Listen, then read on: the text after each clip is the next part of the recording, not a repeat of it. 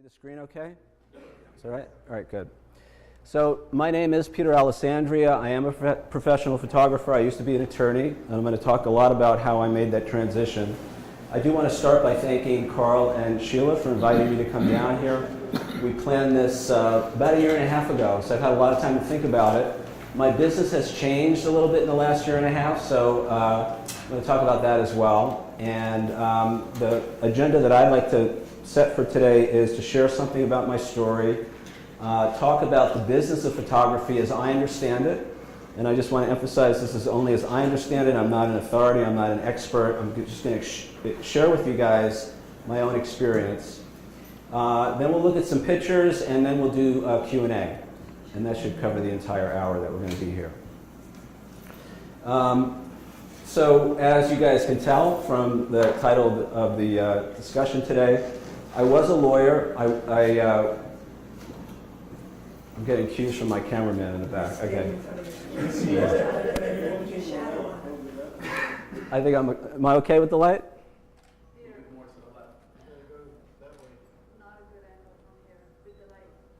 Oh, okay. I'm backlit. How about here? Not better. All right, great. Okay. Half of your face is shadow. All right. I have another light, but I didn't have time to set it up. Okay, so I'm a guy from New York City, Queens, Long Island, grew up in this area, and decided to go to law school after college because I didn't want to get a job. And a lot of my friends were going to law school, and so I attended law school in Buffalo, SUNY Buffalo. And I also did an MBA program while I was there. So I did a JD MBA program, spent 4 years in Buffalo, New York, and ended up buying, after that experience, bought a one-way plane ticket for Los Angeles. And my goal, my ambition was to get a job in the entertainment business. Now, I didn't know anything about the film business or television business, but I knew I wanted to go. I also knew I wanted to get out of the Northeast, get away from the weather and all that. And so I did that. And I ended up finding a job at a law firm. They did a lot of work in the entertainment business. And then eventually I got into some production companies, film and TV production. And I didn't have any formal training. You know, Buffalo didn't have an entertainment law program. So what I did was I read every contract that I could find in the film business, the television business, and the music business to begin to understand how those businesses worked. And I basically educated myself. There were some professional training programs that I participated in, that kind of thing, but I was mostly self-taught. And working in that industry for a few years, I began to, and a lot of the deals that we were doing were with writers, producers, directors, actors, very creative people. And I didn't know anybody like that. I didn't grow up with that. I didn't know anything about that world. And what I found was these people were not only very talented and very creative, but they were having a lot more fun than I was. And one of the things I got to do as an attorney for these production companies was go on to the sets of the movies and the TV shows. And I got to hang out, and I got to see how the production was done. And one of the first things I noticed was, and maybe you guys already know this, they don't film a TV show or a film in the order that you see it. The very first day of production, they may be shooting the last scene of the movie. So it was things like that. It was very interesting to me. I was very intrigued. I hadn't really gotten into any kind of photography or videography at that point. But it was just, I was very intrigued with the process. And eventually what I did was I became an amateur. While I was still an attorney, I started with filmmaking. And I became an amateur filmmaker. I wrote, produced, directed, and edited 6 short films. They're still up on YouTube. And it was a great experience. I really enjoyed that part of it. You know, writing a script, having an idea, writing a screenplay, and then beginning to assemble all the pieces that go into making a movie. You have to find locations, you have to cast the actors, you know, then you get into the technical side, the lighting, camera placement, camera angles, lenses, and all of that. It was very interesting to me. And this was right when digital video was happening. So actually all my films were done on video. And one of the most exciting things for me was when I got my first digital video camera and I saw the video that I had just shot a few seconds earlier. In this case, it was the postman coming down my block on my computer screen. that was a big thing in 1999, 2000, you know, to have that immediacy. Now, the resolution wasn't very good, the quality wasn't great, but it was very exciting, and that was the beginning of that journey for me. In 2004, I picked up a still camera for the first time, and it was, actually, maybe it was like 2002. It was a Panasonic, I think it was an FZ20, which I guess you'd call a mirrorless camera today. It had a fixed lens, so you couldn't change the lens, but it had like a 200 or 20x zoom range on it. It was a really nice little camera, and it looked like an SLR. And shortly after that, I guess it was in 2004, I picked up my first digital SLR, and that was the Canon Rebel XT. Some of you guys may remember that. It wasn't the first digital Rebel, it was the second one. It was an 8 megapixel camera, and I just fell in love. You know, I could not think of doing anything else. But we'll come back to that. I couldn't do anything else but think about taking photographs. And when I wasn't taking photographs, I was talking to people on the internet about taking photographs. Didn't have any formal education, so a lot of it was just trial and error, you know, and I was shooting everything and anything to begin to understand how light worked and how different compositions looked and how different focal lengths affected the image and all that kind of thing. It became borderline obsessive, I admit that. I assume a lot of you guys have that passion, or else you probably wouldn't be in this room. So maybe you know what I'm talking about. And I will say now that that passion has carried me through some interesting times in terms of my business. In 2008, you guys probably remember we had a little thing called the global financial crisis. At that point, I had been working for myself for about 10 or 12 years, and I had one fairly large client, and I was doing intellectual property and contract work for them. And after that crisis happened in 2008, by early 2009, the board of directors, I had developed a relationship. They were a Texas-based company, I was in California. I had developed relationships with all the officers of the corporation that I was working with, and all those people were let go.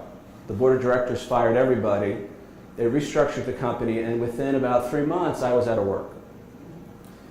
So it had been a great relationship. You know, as their business grew, my business grew. It was a cush job for me. I mean, I was in California. I never even met these people I was working for. They paid really well. They were very easy to work with. And all of a sudden, that was gone. So I kind of came to a crossroads. And I spent some time, as you probably remember, 2008, 2009, I mean, the economic environment was terrible. It really wasn't a time to start a business or even rebuild a business. And so I guess by the summer, I was thinking, that's probably not going to work out, and what am I going to do with the rest of my life? And I kept coming back to photography. And the good news is, you know, I had saved some money, I don't have any kids, I'm not married. And I just thought, you know what, I'm just going to go for it. I'm just going to follow my passion. I'm just going to do what I love. Now, I'll tell you, you know, 6 years later, that wasn't a very good business plan. And I will say also that the passion sometimes clouds the judgment, the business judgment. And creativity is wonderful, but it doesn't necessarily put food on the table. So I'm here to tell you that it hasn't been an easy transition. And in fact, last year was very difficult for me. I lost 2 big commercial clients. I'm going to talk about the kind of work that I do. And I actually did have to take money out of my savings to get through the year last year.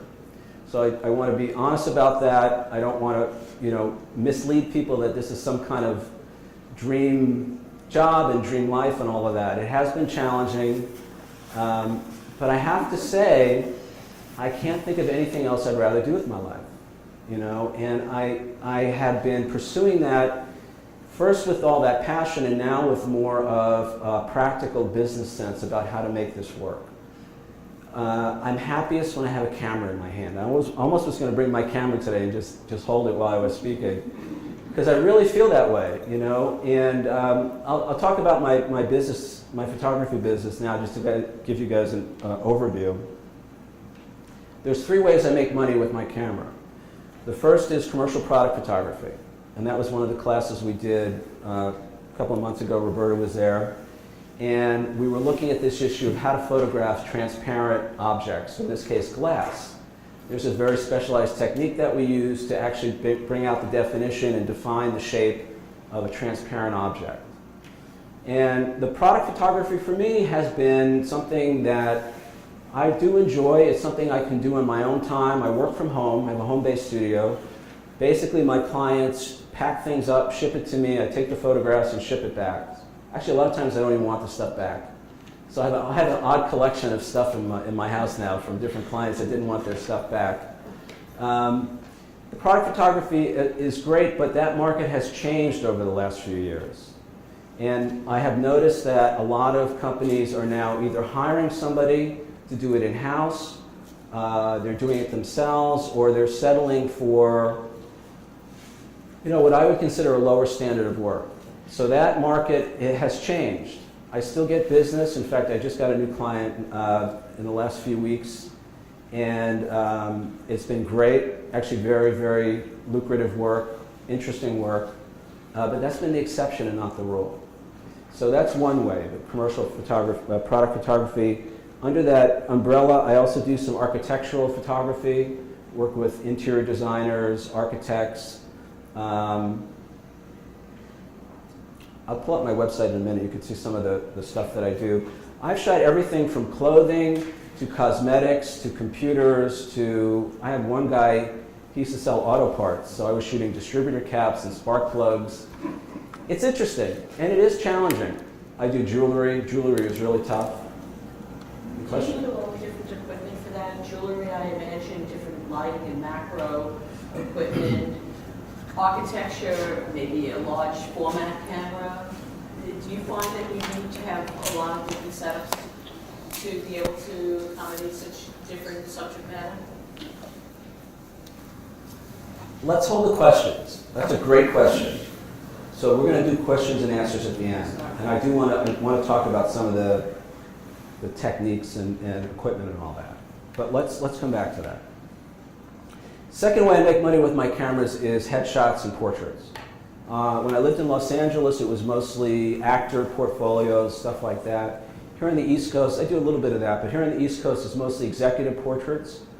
So my tagline now, I photograph a lot of accountants and a lot of lawyers. And so my tagline is, I used to be a lawyer, now I shoot them.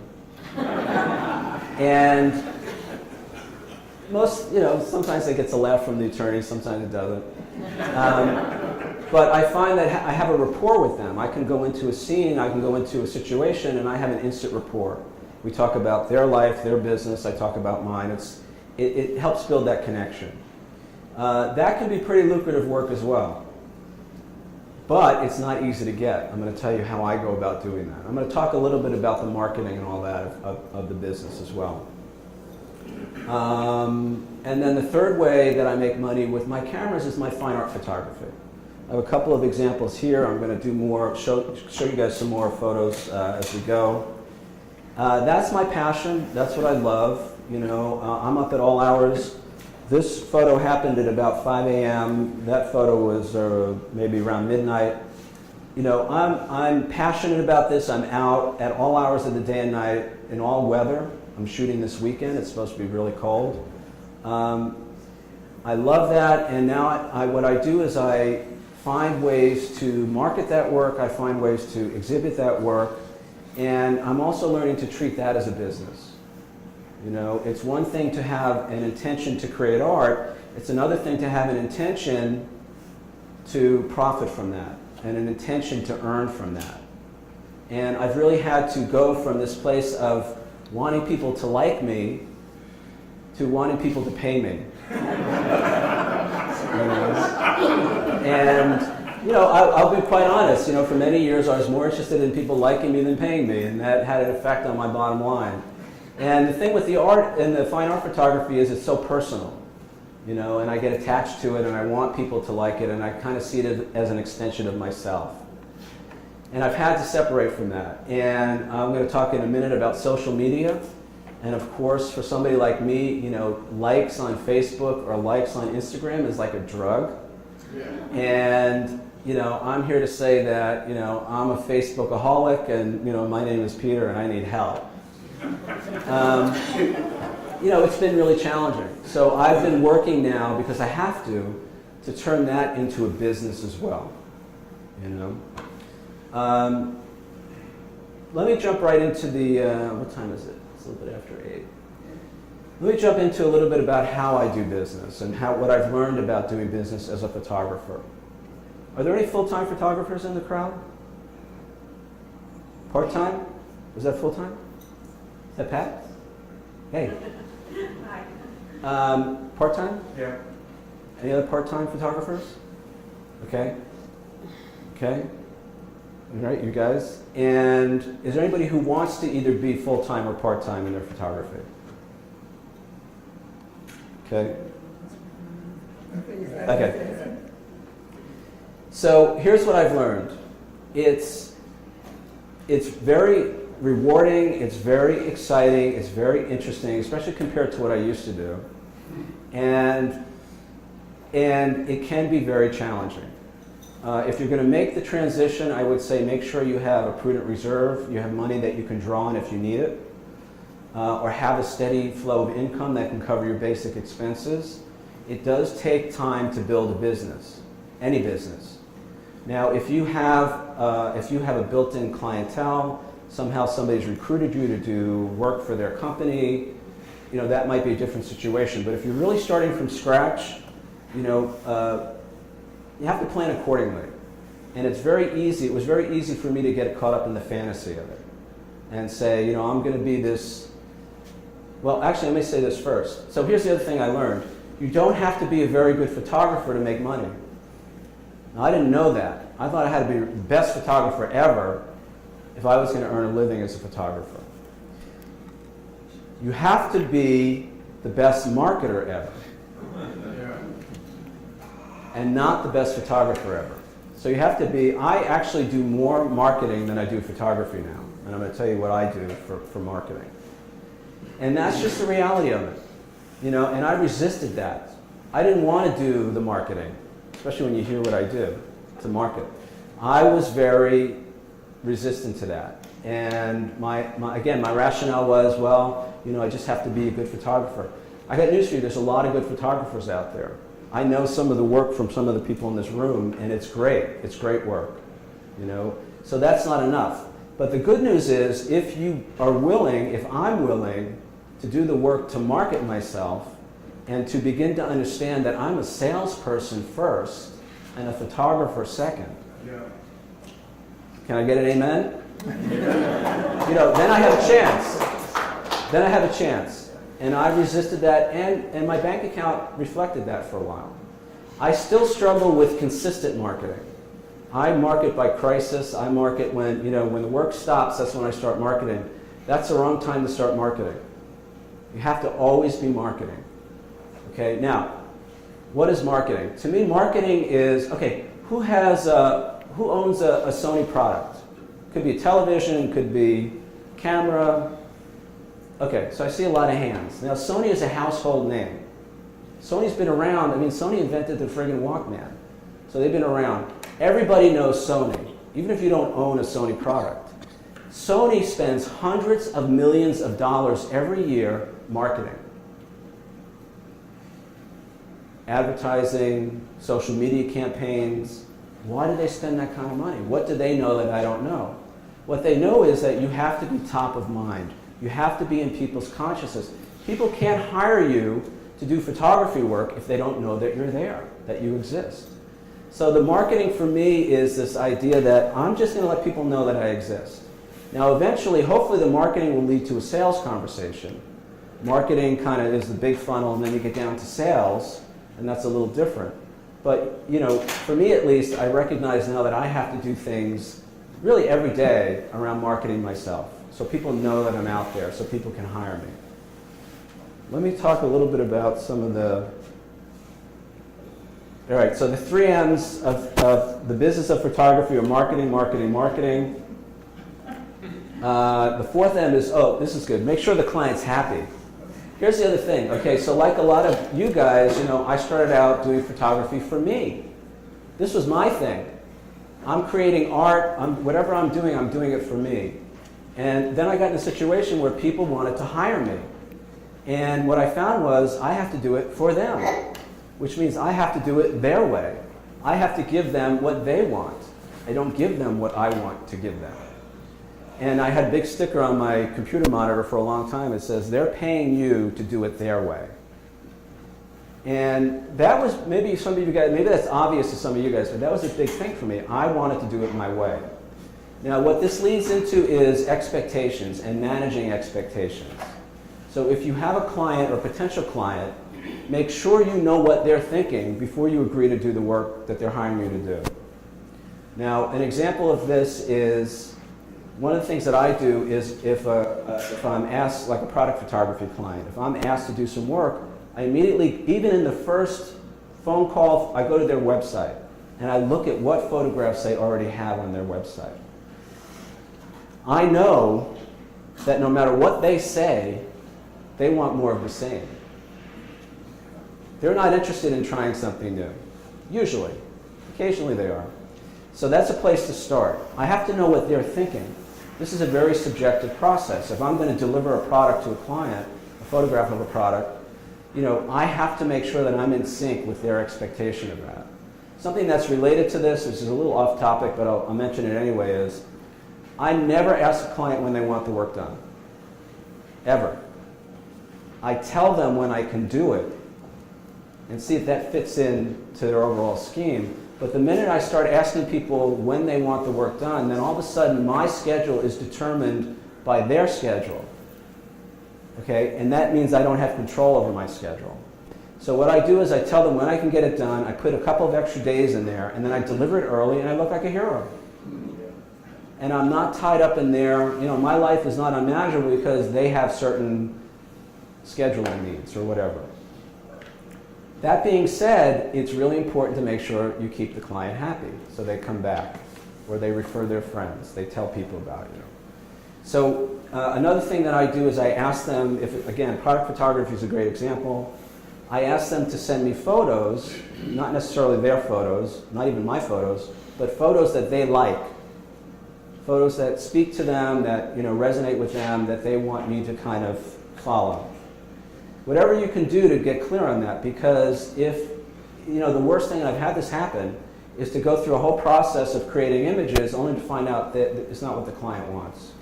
It seems obvious. I had to learn the hard way, so I share that with you. Let me move on to some of the specific things that I do for marketing. Now again, I'm not a marketing genius. I struggle with this stuff. A lot of what I'm sharing is trial and error. I'm still learning. You can go on YouTube and there are great videos by people who all they do all day is teach marketing. And I would actually ask, if you're serious about earning money from your photography, watch all those videos. And then go on Creative Live and watch those guys, and then go, wherever you can go to find out as much information as you can about how people do it, so you're not reinventing the wheel. So the first thing on my list, this is not necessarily reflective of the order in which they bring income to me, but it seems to be where I gravitate to. I like social media, so I spend a lot of time on Facebook. I know a bunch of people here from Facebook. Instagram now is something new that I'm exploring. LinkedIn. For me, Facebook, I've gotten business, I've gotten product photography business, I've gotten headshot work, and I have sold fine art off Facebook. Not a lot, but I have done it. And I've worked really hard to close those sales, to make those deals. For me, the first thing I had to learn about Facebook and social media in general is you're not selling on Facebook. If you try to sell, people are going to ignore you. It's going to turn people off. People don't want to be sold to on social media. But people like to engage on social media. And people like to be heard on social media. People like to be part of the conversation. People like to contribute. People like to have their say. So when I post a photograph on Facebook, I typically, if anybody shares that photo or comments on that photo, I will engage with them. either on that post, on that thread, or I will message them. I will acknowledge that they shared or liked my photo or commented on my photo. If I'm not already friends with them, I'll send them a friend request. And I will begin to have a conversation. Where are they from? What do they like to do? You know, just some kind of, and for me, for the most part, it's genuine. I like to engage with people. I like to find out about people. I like social media. I didn't always like social media. In fact, when I started, I hated Facebook. And I notice now that that's just because I was a judgmental SOB and I had an opinion about everybody's, you know, dog photo and their grandmother this and that. I had to get over that and to begin to see the good in it and to begin to participate in a way that made me a part of the community. And that's the great thing about social media. You can become part of a community, or you can sit on the sideline and judge everybody. And I've done both, and I prefer to be part of.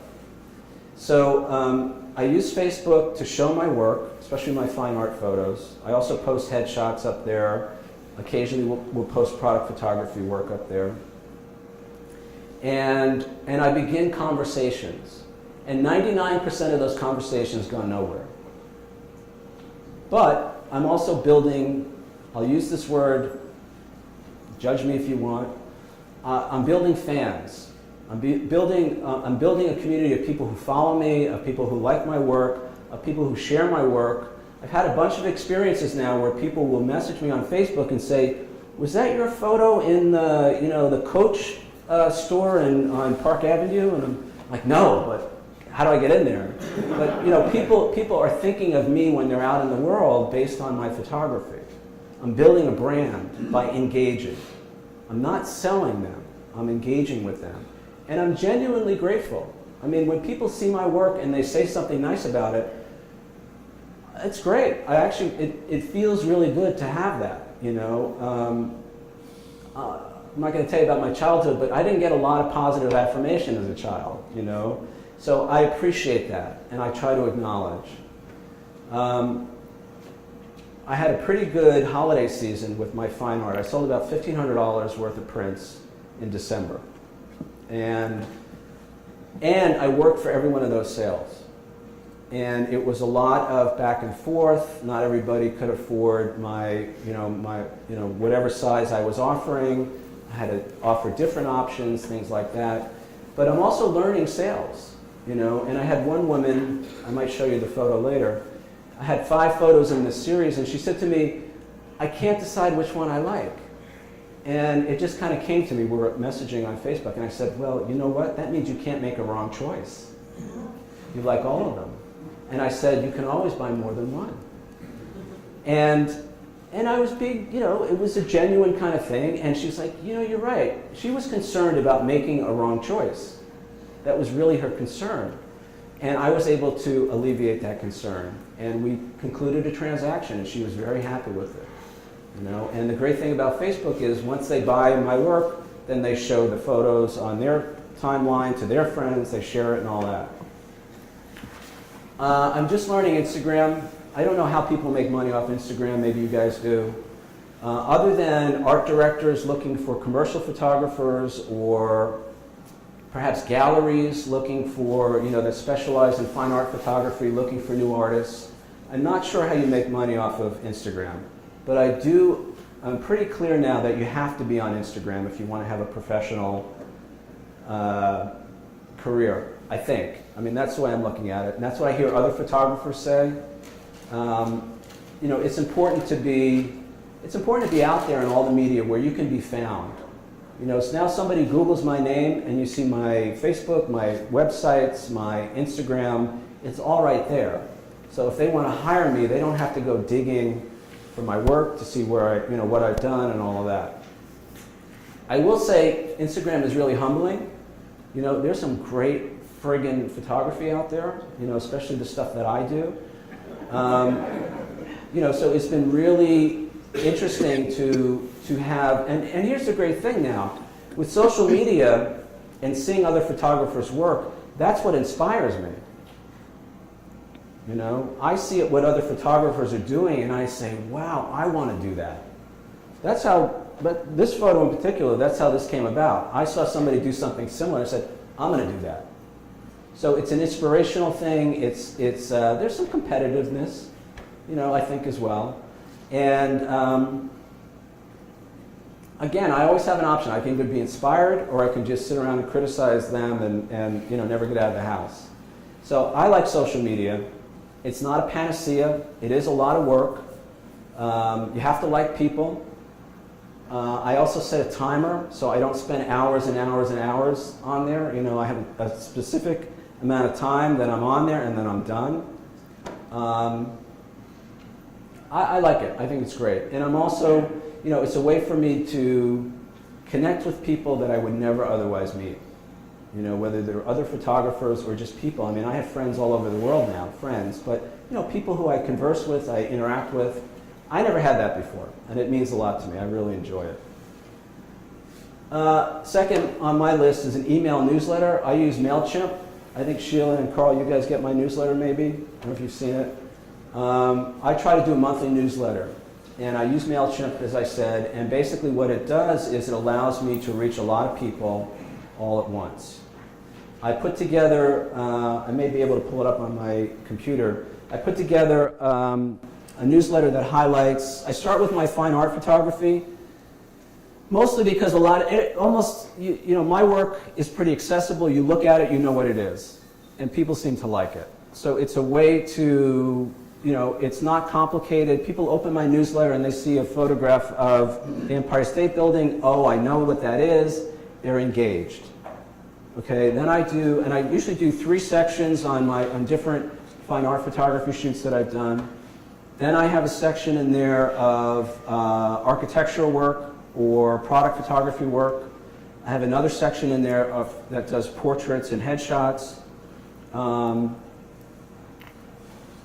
then the last part, I always try to highlight shows that I'm in. I show a lot of my work now, my fine art work. I just dropped off 4 pieces. Some of you guys may know Nancy Orey's group and Charles Miller. They do the New Jersey Photo Forum. I just dropped off 4 pieces. I'm in their invitational show. So I'm always looking for opportunities to show my work. I'm always entering contests, things like that with my work. And I highlight all of that in my newsletter as well. It shows that I'm a working artist.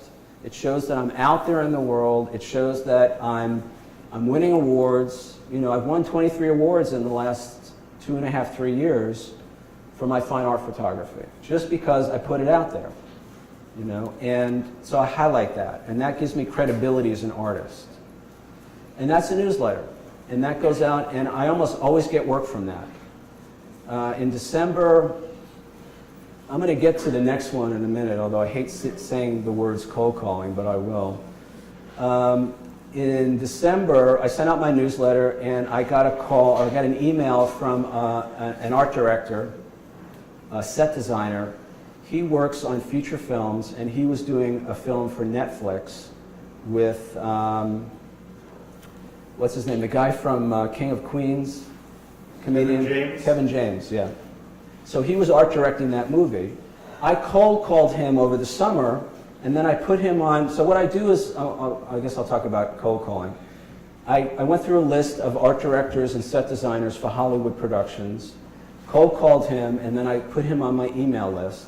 So he got my newsletter in December, and he ended up licensing 5 of my pictures for this Kevin James film. Now they're just wall art. They may, sometimes the director sees a picture and says, we want to use that for this or that. But it was a nice little paycheck. I didn't have to do anything. I didn't even have to send him the prints. I allowed him to make one. I sent him a digital file. I allowed him to make 1 print of each, and then the files had to be destroyed. And I got a paycheck. And it came from cold calling and then following up. Here's the other thing about marketing. You have to follow up. You can't send out 1 newsletter and then think everything's going to change. You can't do 1 cold call and say, okay, I'm done. You have to follow up. There's a thing in marketing where they say you have to have 7 contacts before you get a sale. I don't know if that's true, but you have to continually put it out there. And And a no is not a no, unless they really say no. You know, and you can follow up in a cordial way. You could follow up in a, you know, you don't have to be a pest. But my experience is by following up, there's a saying in sales, the fortune comes from the follow-up. So I continually get in touch with people. Unless they take themselves off my email list, they're going to get another email newsletter from me. All right, cold calling.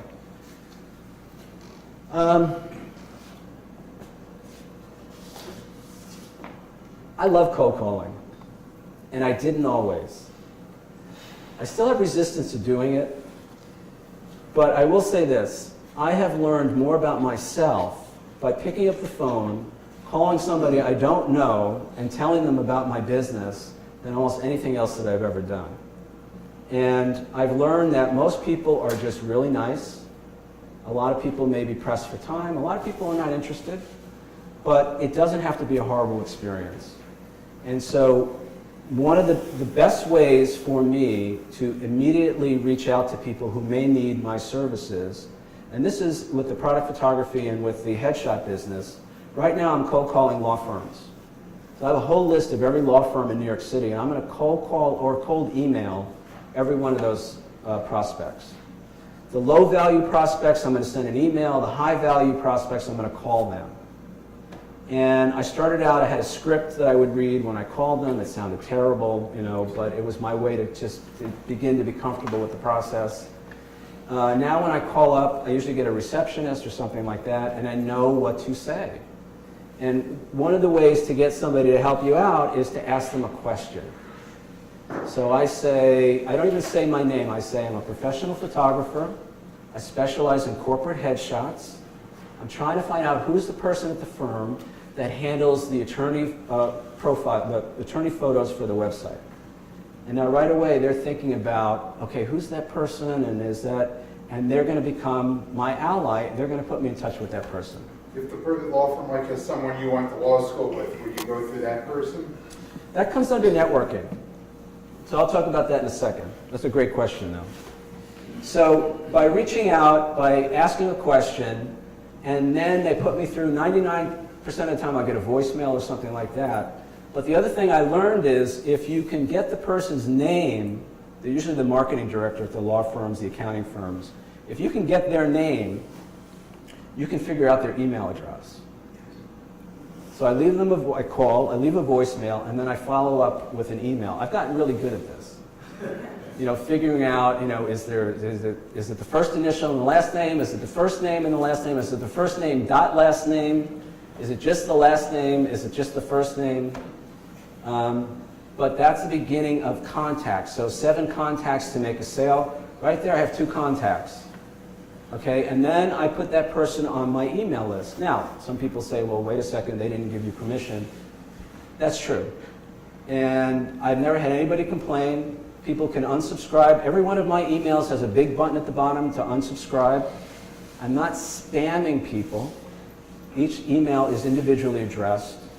And actually that initial email, the first email that I send them is not part of my MailChimp. That's an individualized, so-and-so, I called you earlier, I left you a voicemail, I just want to follow up. You know, is this fun? You know, would I rather be out shooting? But, you know, this is the way to build a business. I mean, I don't know what else to do. I mean, there's other ways to market, obviously.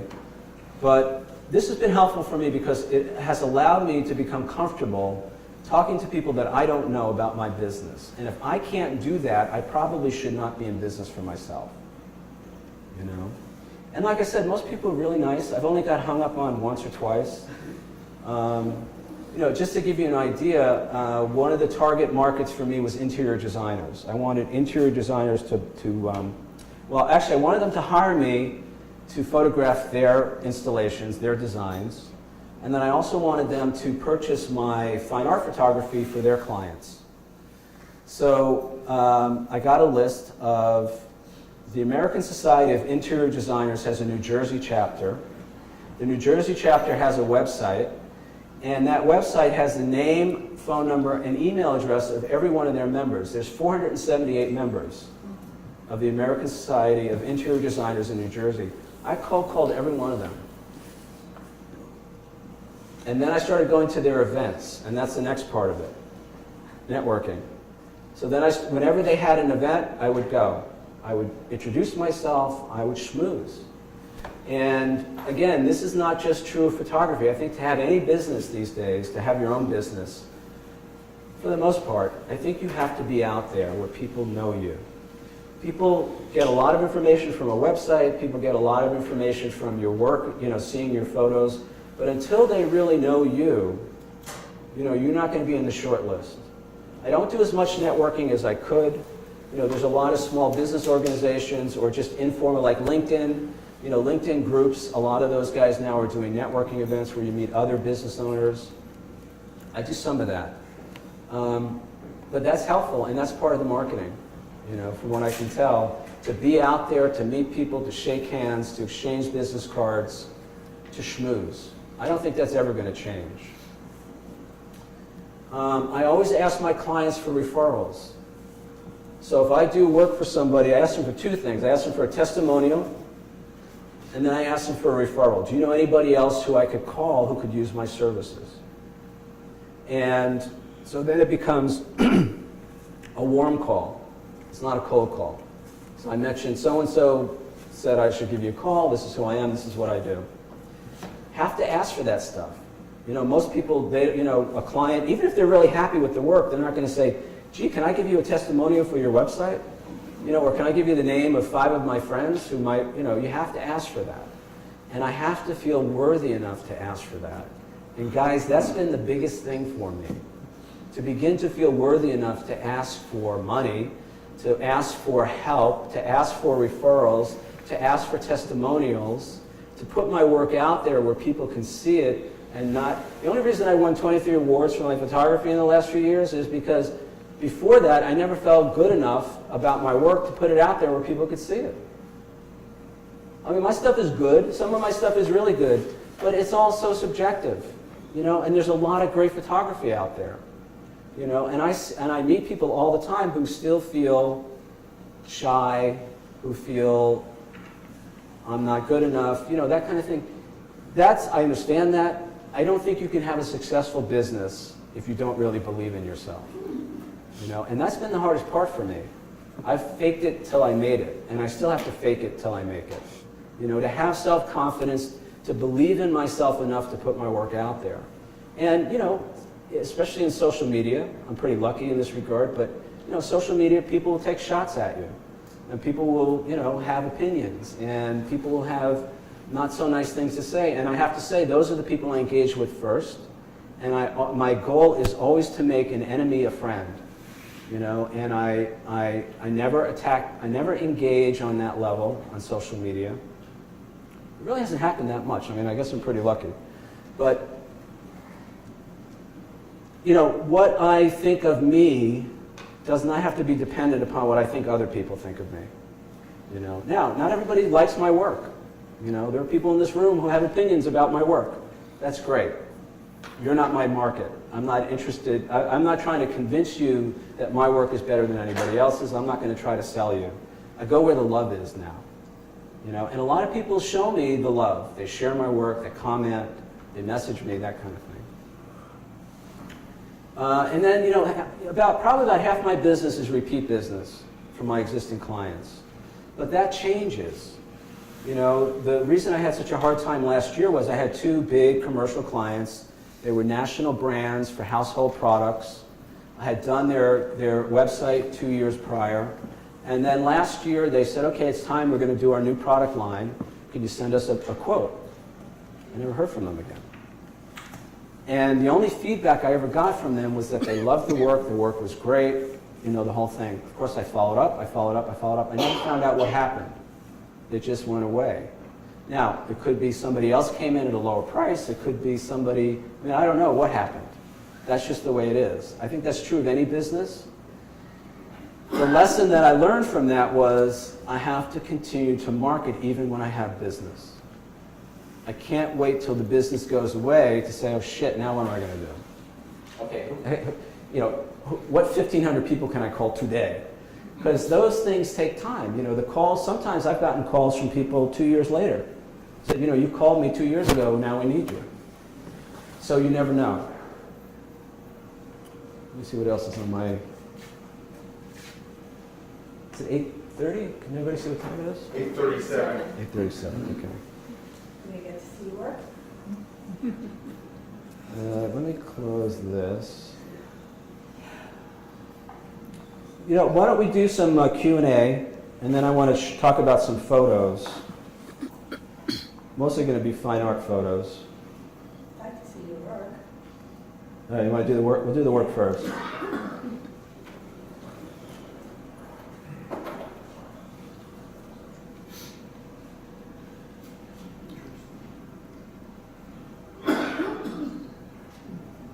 I'm just going to whip through some photos. This was the blood moon that we had over the summer, that full moon.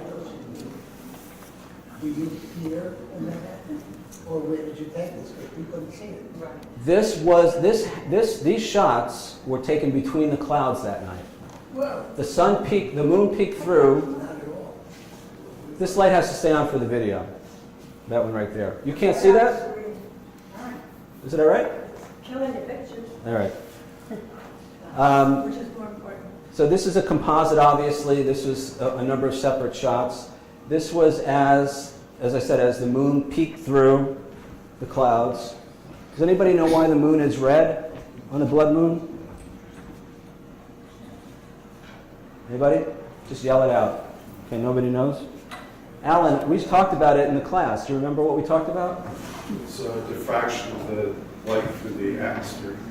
Exactly. So what happens is, so we see a sunset, the sun is orange, it's red, because the longer wavelengths of light make it through the dense atmosphere at sunset. The sun is at a low angle, it has a lot more atmosphere to make it through.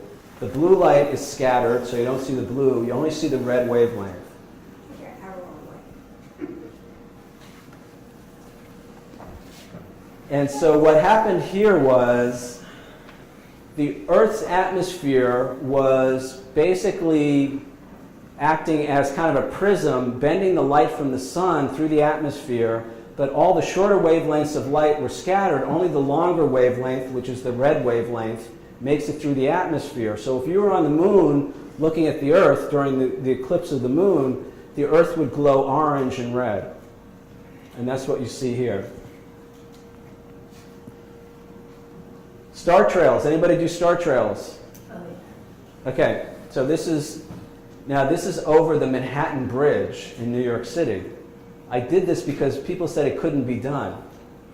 Why don't we do star trails over the city? Light pollution. Okay, so this is actually a composite. This is about 400 separate images taken over about a 4-hour time period. What I had to do to get the stars visible at all was overexpose by about 2 stops. But that meant the bridge was totally blown out. So I had a composite back, a properly exposed foreground to get that. The star's apparent rotation is around the North Star, I guess Polaris or whatever it is. I got totally lucky. I had no idea where it was that night because you couldn't really see with the naked eye. And my app on my phone is terrible. Got really lucky on that one. This is Eagle's Nest, I think it is. This is the Delaware, north of Port Jervis, Route 97, I think. I forget what they call that. That was in the fall. That's a long exposure. It's about a 2-minute exposure. This is also this might be like a 30-second exposure. So one of the things I do is I watch the weather, and if there's going to be a big storm, the first thing I do is make plans to go down to Lower Manhattan and take out my camera. So this is a big storm that moved through. It was about a month ago. And obviously the orange and the yellow is the sun setting. So we had some great clouds, the sun setting. So as I said, this is a long exposure, maybe 30 seconds. Another star trail. Some of you guys know the East Point Lighthouse down in south, down by Cape May. I think it's East Point or East Light. That's Barnegat. That was over the summer. Again, I got lucky with the North Star. I typically run at least 2 cameras when I do star trails, sometimes 3, and because you never know. And if you miss focus, or if you miss, if you miss what you're going for, you could ruin a whole night if you come home with nothing. So I run a couple of different cameras. That's up in south in the Catskills, off Route 97. These are the three bridges of Bear Mountain. This was taken from 9W, the overpass. I forget the name of that creek. It was an active construction zone, and I tried to get up there during the day, and they chased me off. So I hid in the woods until they left for the day, and then I went back to get that shot. That was last fall. This is, well, I was also trespassing here. This is Newport in, like just between Hoboken and Jersey City. There's a little Newport area. There's a construction, I don't know what it is. It's some fenced off area, but it has these really cool pilings. They've been there forever. I just thought, geez, I mean, look at that. Everything just lines up. So this is, these two. This is at the end of that construction zone, so I had to hop a fence. You can only do this on Sunday morning. You know, they have surveillance cameras and stuff. You got to be in and out of there. But this is this twisted pier. I don't know where it's from. But it lines up perfectly with Lower Manhattan. Another angle. Lake Solitude Spillway up in High Bridge, I think it is. Anybody know that area? More star trails. So I remember I said I run two cameras. So that that night I had one camera on the Manhattan Bridge, and then that same night I had another camera on that's the Brooklyn Bridge. We don't leave the cameras. Sometimes I do, Really? and I have had one camera stolen. Washington Street in Brooklyn, that's the Manhattan Bridge, and if you look in the pylon in the center there, that's the trestle, Empire State Building. This is the helix, the Lincoln Tunnel, semi-long exposure. Weehawken, right? Huh? That's Weehawken, right? Weehawken, correct. This one I call Last Exit in New Jersey. And car trails. Anybody do car trails? Basically a long exposure at night. I'm looking for landmarks, so I have the Empire State Building, one of my favorite subjects. Patterson Falls last year during the polar vortex, or 2 years. I don't know, maybe it was 2 years ago during the polar vortex. Another look.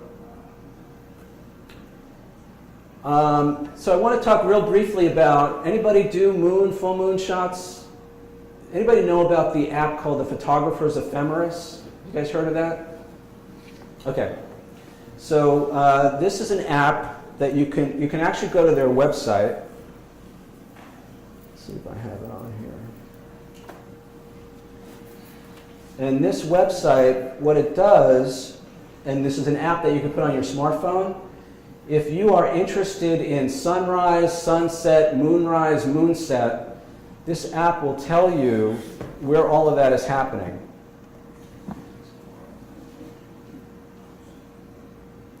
It's really slow loading here, but it uses Google Maps. It tells you the moonrise, sunset, and all that. I gotta put the mic down.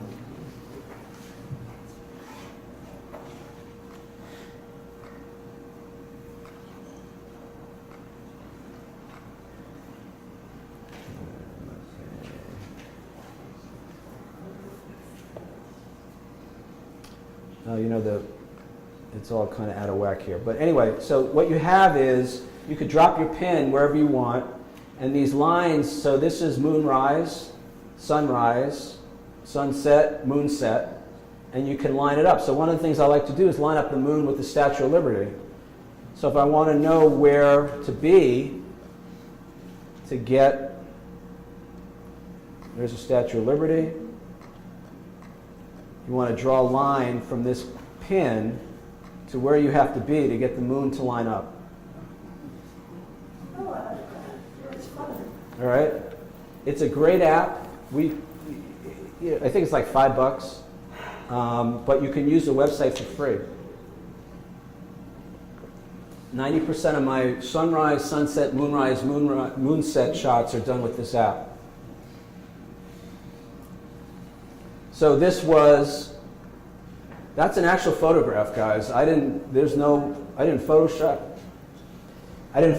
that moon in there. That's exactly how it looked. Really? 600 millimeter lens on a crop camera, so it was almost 1,000 millimeter effective focal length.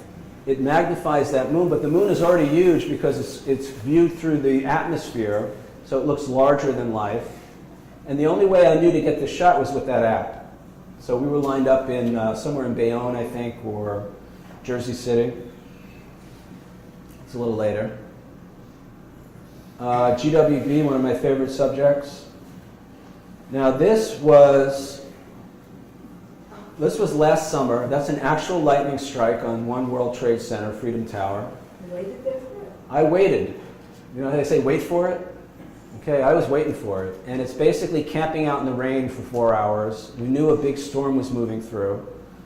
I was wrapped in plastic, the cameras were wrapped in plastic, and I'm doing a continuous series of 30-second exposures. So I thought, maybe I'll get one, more or less. I got 2, I got 3, I got 4. Do that again, Peter, go backwards, yeah. That's 4 different lightning strikes in one Yes, they night. have a lightning rod there. That's pretty stunning. Sunrise, this is from, where was this? Where were we at? Weehawken. Weehawken. Okay, so this is Weehawken. That's Indian Lake in Denville. More car trails. This is on Route 3. What the heck is the name of this diner? This is TikTok, I think, or maybe Park West. Okay, and last year, 2015, I had 5 encounters with law enforcement. This was one of them. Okay, we were set up on the side of Route 3 doing car trails. We were in the shoulder. We weren't in traffic or anything like that. Within 20 minutes, the cops were there. What are you doing? You know. Now, out of those 5 encounters with law enforcement, 3 of them, the guys now follow me on Facebook. The other one, the guy just left, and then one of them, we actually did have to leave. We were asked to leave. We were in a restricted area down in the port of Bayonne, port of New Jersey. Triborough Bridge. This is in Queens, Astoria. This is one of the photos that's in that New Jersey photography photo forum show. GWB. Now this is on the Jersey side, from the north on the Jersey side. So there's a little bike path that you go up. You have to go over a little walkway. I had never been up there before, and right in front of me, it just drops off straight. It's just a sheer cliff down to the abyss. Brooklyn Bridge, Brooklyn and Manhattan Bridge, another GWB. This is a long exposure, so I got my car trails, I got the clouds going.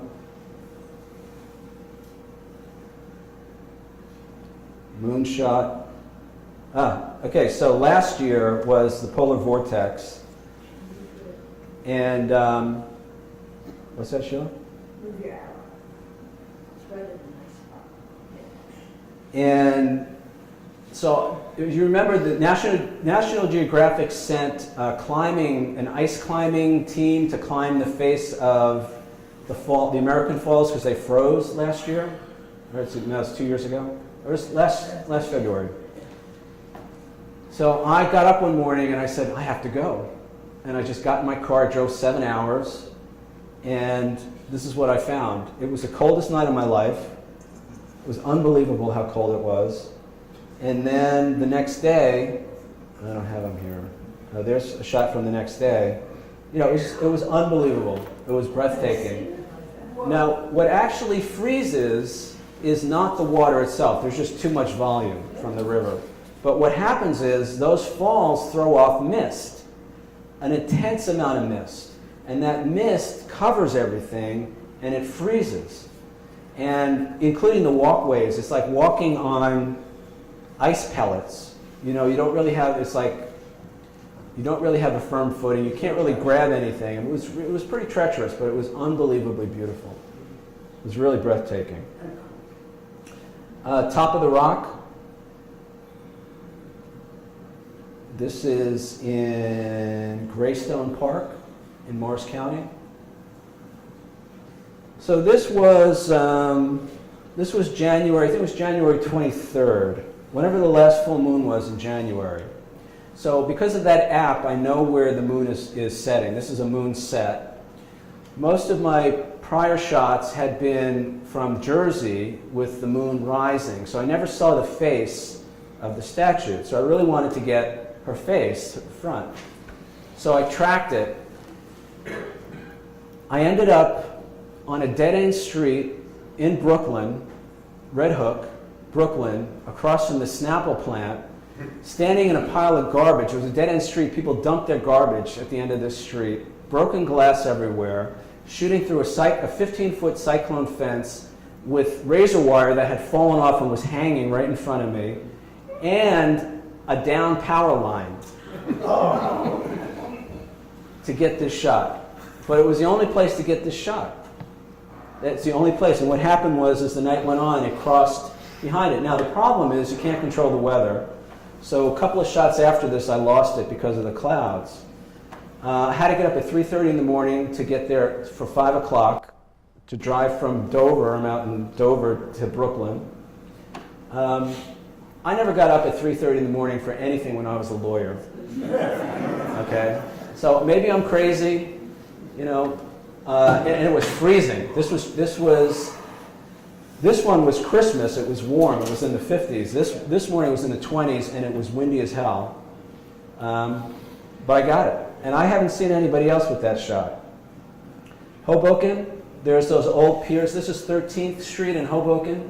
Those old piers that are kind of crumbling. Perfect leading line into Midtown Manhattan, you know, bustling metropolis, the old and the new. It's another angle.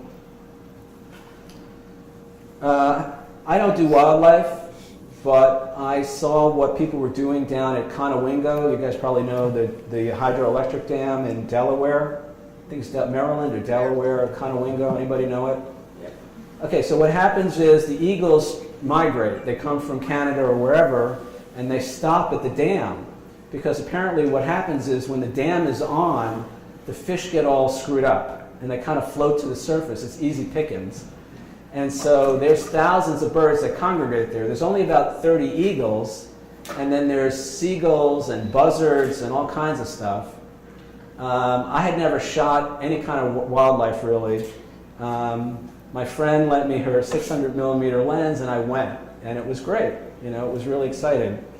I'm probably going to go back in March for the return migration.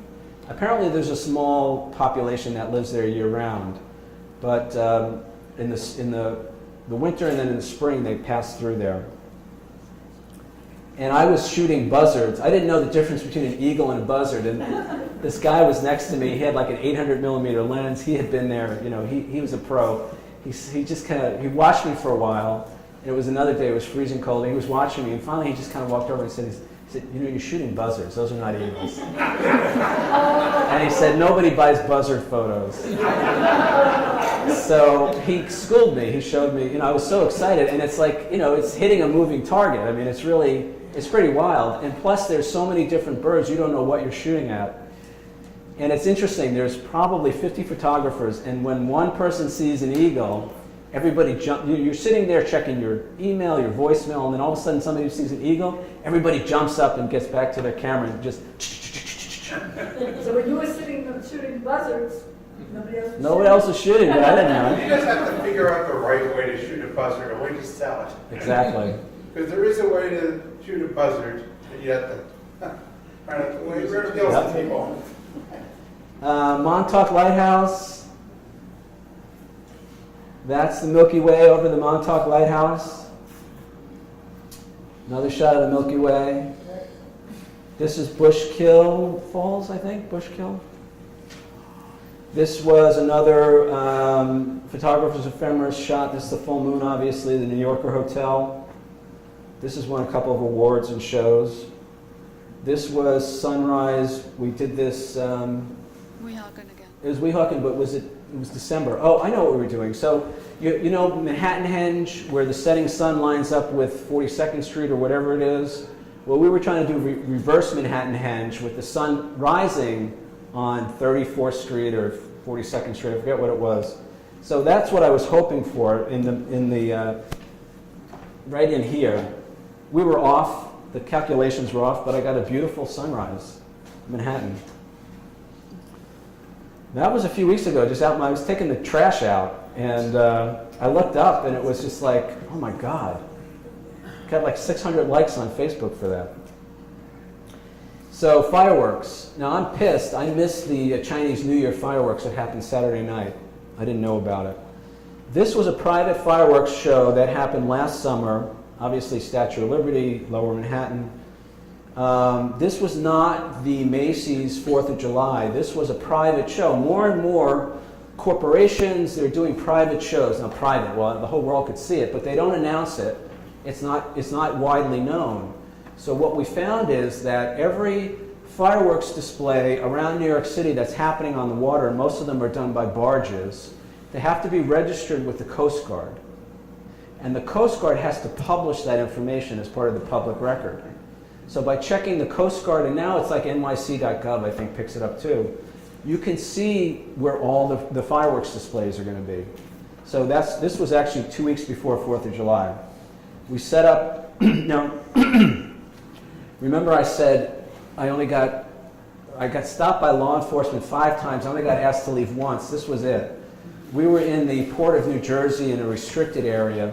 There were 3 of us. We were set up waiting for the fireworks display to start. And 30 seconds before, we see these searchlights come over around the thing behind us. And it was the cops. And I tried to use my power of persuasion, you know, and they were having none of it. So we had to leave. And we basically had to grab, I had 2 cameras and all kinds of equipment. I tend to shoot with at least 2 cameras. Sometimes 3. Had to grab all my stuff and then take off down the road to get to the unrestricted area. We managed to grab a few shots.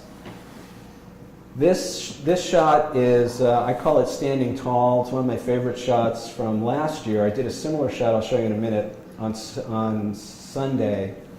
But these are all from Bayonne, basically shooting north with a long telephoto lens. More star trails, car trails. This is the Manhattan Bridge, looking south. That's the FDR Drive. This is this photo here. That's an actual, I didn't color that, guys. That was an actual sunset after this huge storm we had. You know, actually, it was the night that I got the lightning strikes. No, it was a different night. But it was just this, I have a video of this. If anybody doubts it, you could see it on the video. It was only for a few minutes, but the sky just turned blue, orange and red. It was unbelievable. More star trails. This was sunrise a couple of months ago. Another private fireworks show on the Hudson this time. That's also sunrise this is from Liberty State Park. This is another private fireworks show from last year. This was taken from Frank Sinatra Drive in, I guess it's Weehawken. This is part of a time-lapse. I started getting into time-lapse videos. So time-lapse is a succession of still images over a period of time. You guys know what time-lapse is. This is just one frame, and I just love this photograph. This won first place in a show, the Milburn Short Hills Art Center. I put this in one of their shows, and there was most of the work in that show was paintings and drawings, really nice, wonderful stuff. And the juror, was a painter himself, and he picked my photo as first place, best in show. And he said in his little thing, he said, "I've never picked a photograph for best in show." So he liked this. I love this. This is one of my favorite photos ever. Tell me why.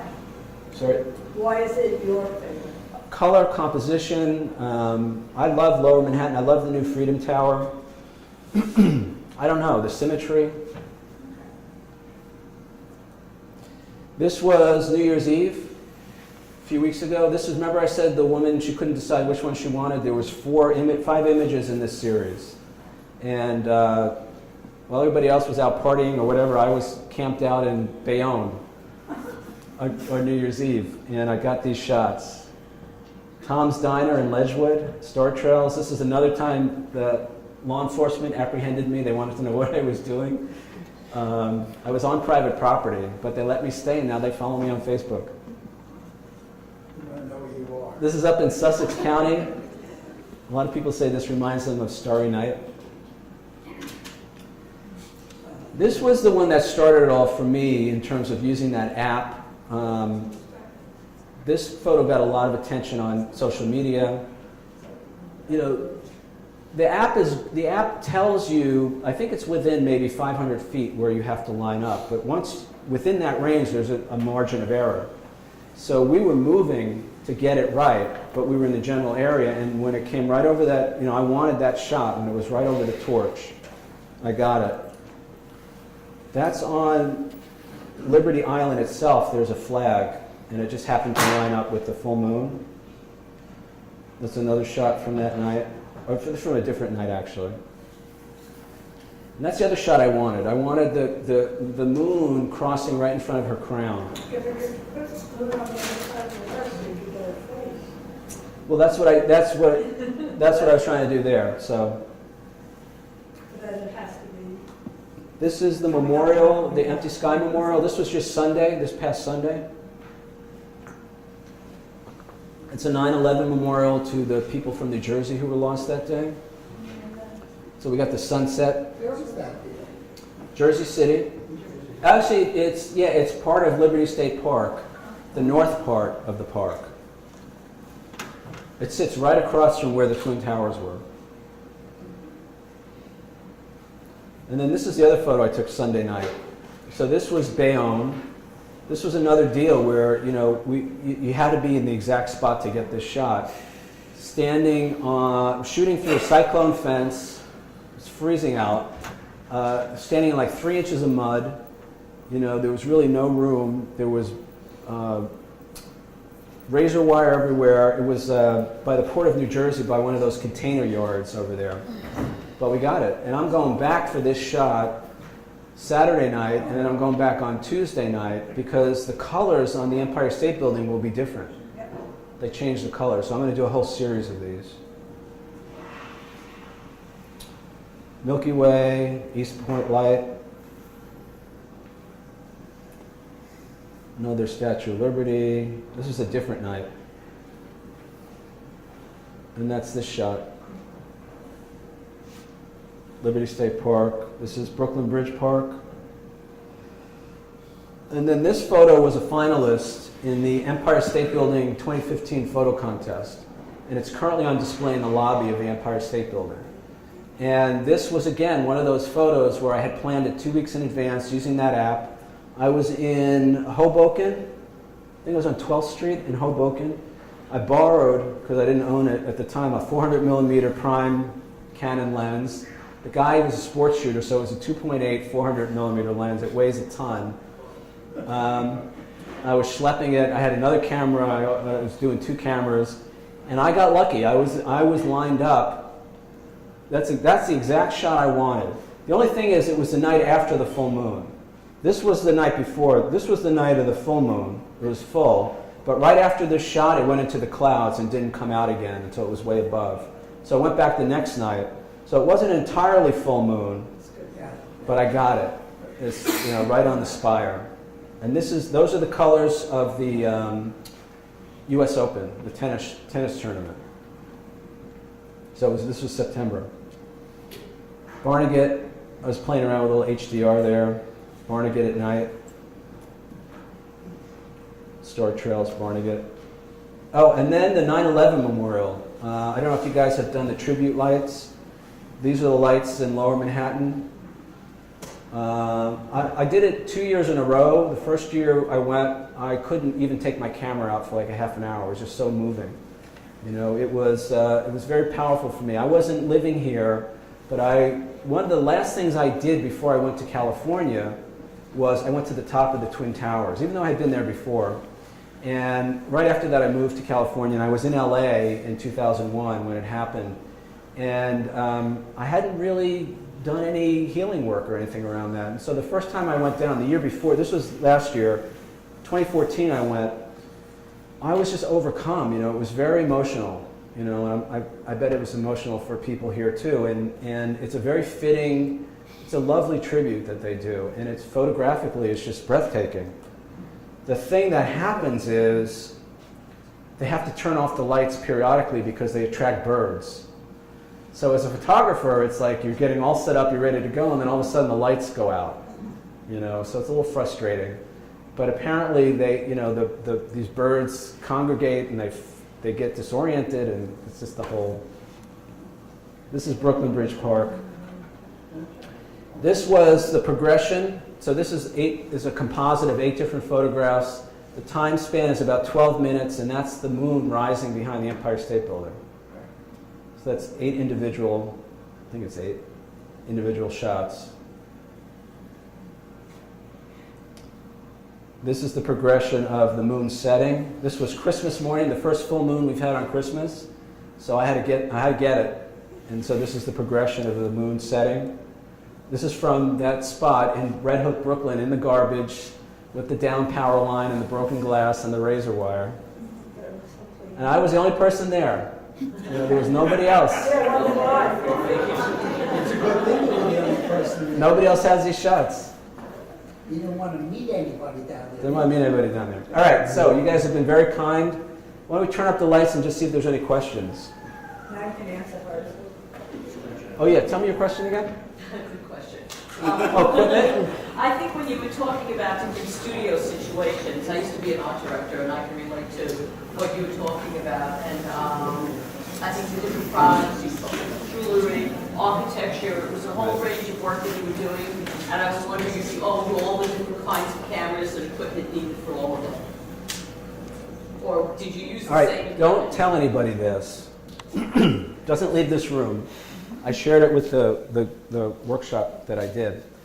I could probably do 80 to 90% of my product photography and my architectural with a Canon 70D and a Canon 15 to 85 zoom. And the reason I use the 70D is an APS-C sensor, so it's a crop sensor. The reason I use that camera is most of the time the crop sensor has a deeper apparent, I should say apparent, depth of field than a full frame camera. So because I want everything in focus. I want more in focus than not in focus. So that's why I prefer a crop camera. It's 20 megapixels, but I up-res that immediately in Adobe Camera Raw. I up-res it to 25 megapixels with no problem, and then I crop it. And it still looks good. The great thing about the new versions of Photoshop is you can up-res images with a minimum of quality loss. Now I know other people may have different opinions about that. I'm not here to say this is the way I do it. I'm not saying it's the only way or the right way. And it works. Let me see if I could find...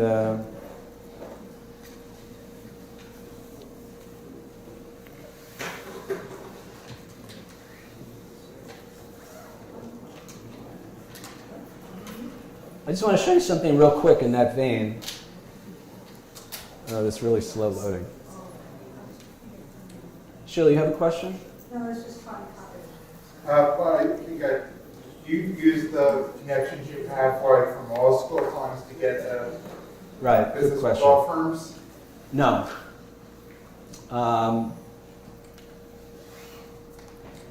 Quite honestly, you know, law school was a long time ago, and I was not very social, and so I didn't keep in touch. I didn't take advantage of that. I know there are some people who do, and again, you know, networking and all of that.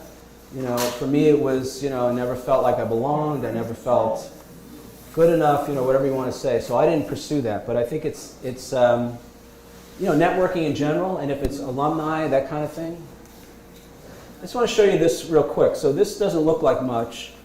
This one client, it's obviously industrial products. Some of his stuff is smaller than a dime. He does these micro adjusters, and his big thing, I don't know if I have it here, is the number of threads per inch. I can't really see it. So we were asking about, depth of field is really important on these shots. Not necessarily on these, but some of them I lay them down. And so it's like a macro shot. Now, anybody who does macro photography, even at f16 or f22, you tend to have a very small area that's actually in focus. And you have to focus stack. People know focus stacking? You take multiple images at different focus points, and then you combine those into one image. So the more depth of field I can get, the better. I'm thinking of going for like either a 4/3 camera or even a 1-inch for some of this stuff to have that depth of field when you need it. You have that kind of workshop. What are you going to cover in it, and how is it going to be different from your earlier workshop? Well, the one thing that will be the same is I'm going to be there. What we're going to do, thank you for asking, Roberta. I want to just pull it up so people know. We're going to have a lot of fun. And what we're going to do, the first part is going to be, oh shit. We're going to do just still life and specifically florals. So we're going to shoot flowers. So we're going to go through the different techniques, posing, composition, focal length, all of that, and then we're going to light it. Now I like to light things. My botanicals, I actually won a couple of awards for my botanicals recently. I will use 5 or 6 lights to light a flower. So I don't know if I'm going to have all that equipment here, but I'll show you how I do it. So that's going to be the first part. And then the second workshop that we're going to do is going to be, we're calling it problem solving. I'm calling it informally Stump the Instructor. So I'm going to have the participants bring an object. We're going to do it, going to treat it like it's a product photography gig. Client came to us, they have this product, they need it shot, this is the way they want it done. And we're going to problem solve and figure out how to photograph that item just based on what we have on hand and go through the whole. I find for me, again, I can't speak for anybody else, photography in general and product photography in particular is all about problem solving. How to get from what I have to where the client wants me to be or wants to be. And I spend more time, I have to say, I spend more time figuring out how to stand things up, so they don't fall over, how to, prop things up, how to pose things. There's a lot of problem solving. I have all kinds of, I have clothespins and paper clips and armature wire and, blue tack and red tack and sticky tape and all this stuff that I use to pose stuff and keep it in a way where I can shoot it. Sir? Yeah, the coloring that you had in a lot of the photos, especially the night photos, was that as a result of the palette was exposed, or was it photoshopped in, or what? Color in terms of like saturation or just? Well, a lot of reds and blues, things that didn't seem to be naturally occurring. Okay, so first thing I'll say for me, I create art, not evidence. So everything that you see is my artistic interpretation of the scene. I'm not a photojournalist, so I'm not. I do process all my images in Photoshop. I start with Adobe Camera Raw, and one of the things I like to do in Adobe Camera Raw is move those shadows and highlight sliders. I notice that tends to affect the color. It brings out color that I didn't see in the original image. I'm not adding that color because it's there, but by working those sliders, it seems to bring out that color, and I like that. For me, it's appealing. It's not HDR. I'm typically too lazy to even bracket shots, so I'll take one raw file and I'll just work those sliders to bring up the highlights and bring down the shadows, or the other way around, bring up the shadows, bring down the highlights, and it tends to do interesting things with the color. Very interesting, thank you. For this shots of the Milky Way, how long did you take them? What kind of exposure? Okay, so Milky Way is great, and it's coming up. It starts now towards the end of February, all the way through like October. We get really nice Milky Ways. Okay, now you want to look for a place, even more so than star trails, you want to look for a place that has very little light pollution. Montauk Point is great. There's really nothing else out there. To shoot a Milky Way shot, there's basically 3 things that you need. First is you want a fast wide-angle lens. So what I have is that 14 millimeter 2.8 Rokinon or whatever they call it. It's only a $300 lens, but it's sharp and it's sharp wide open. So I get, at 2.8, I get good edges, even in that wide angle lens. Second thing you want to do is, it's got to be a long exposure, but not too long. Because if you go too long, you start to get trails. So I tend to shoot around 25 seconds at f2.8. My ISO really depends on the situation. It's generally around 3200. Sometimes that's even too high. I try to be between 2000 and 3200. Matt, what do you shoot when you do Milky Way? What ISO? About that? Yeah. So, and then you want to find a good location. Obviously, the camera's got to be on a tripod. I look for interesting compositions. I have another photo. I didn't show it to you guys. It's in that New Jersey Photo Forum invitational show. It's the Avalon lifeguard boat on the beach, and behind it is the Milky Way. So you want an interesting composition. You want something in the foreground. Now, you may have to light paint the foreground if it's really dark. So you can play with it like that. And then it's processing.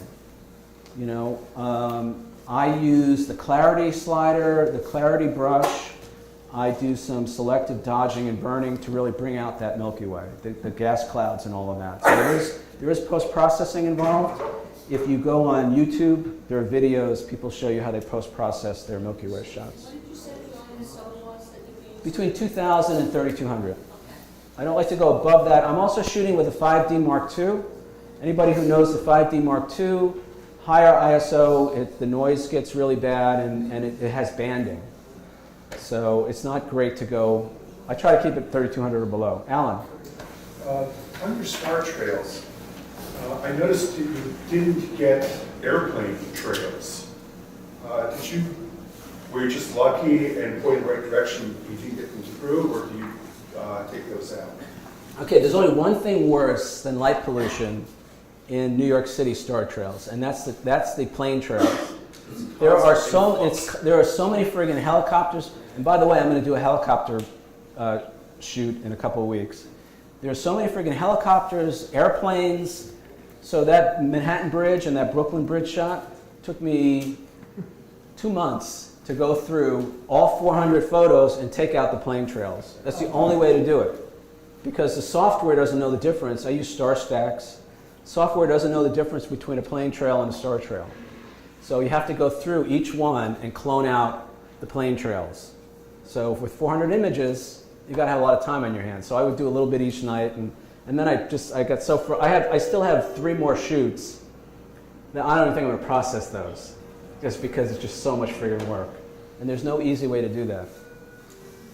More questions in the back? What platform is your website on? Do you worry about some photographers have told me that people just steal their Instagram or their website photos? Do you worry about that? Okay, so a couple of things I'll say. I copyright all my photos. It's gotten very easy to do that. Okay, there was a time when you had to send in actual photographs, then you could send in CDs. Now you can go online and you can upload your images. And the thing that happened last year, and it was the happiest day of my life, because I don't have a life, was they allowed you to bulk upload photos. You used to have to do one at a time. Now you can select as many as you want and upload them all at once. It used to be a nightmare. You had to pick each individual, and then you had to title each individual one. So that's the first thing. So copyright your work. I use a watermark. What are you uploading it to? You have to upload samples, or what they call deposit copies, of the copyrighted work. So if you're copyrighting a photo, you have to fill out the little form, and then you actually have to upload that image as part of that application. Sorry if I'm spitting on you.